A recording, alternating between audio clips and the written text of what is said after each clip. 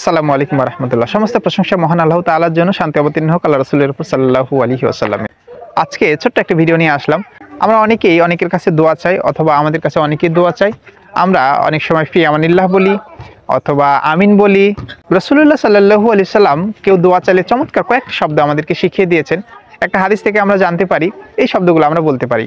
একবার আনাস রাদিয়াল্লাহু আনহু এর মা ছোট্ট আনাসের জন্য রাসূলুল্লাহ সাল্লাল্লাহু আলাইহি সাল্লামের কাছে গিয়ে দোয়া চাইলেন। আমাদের প্রিয় নবী সাল্লাল্লাহু আলাইহি ওয়াসাল্লাম চমৎকার কয়েকটা শব্দ বললেন। দেখুন কত চমৎকার শব্দগুলোর অর্থ। তিনি বললেন, আল্লাহুম্মা কসির মালাহু ওয়া ওয়ালাদাহু ওয়া আতিল উমরাহু ওয়াগফির লাহু ওয়া বারিক লাহু ফিমা মা রাযাকতাহু। তিনি বলেন, হে আল্লাহ, আপনি তাকে অর্থ, সন্তান ও সম্পদ বেশি করে দিন, আর তাকে ক্ষমা করুন এবং তাকে যে রিজিক দিয়েছেন তাতে বারাকা দান করুন। হাদিসটি সিলসিলা সহিহার মধ্যে এসেছে। চমৎকার কয়েকটি শব্দ, তাই না? কেউ আমাদের কাছে দোয়া চাইলে এই শব্দগুলো আমরা বলতে পারি। এছাড়া আমরা ছোট্ট একটি শব্দ বারাকাল্লাহু ফিকুম এটাও বলতে পারি। অর্থ হচ্ছে আল্লাহ আপনার মঙ্গল করুক।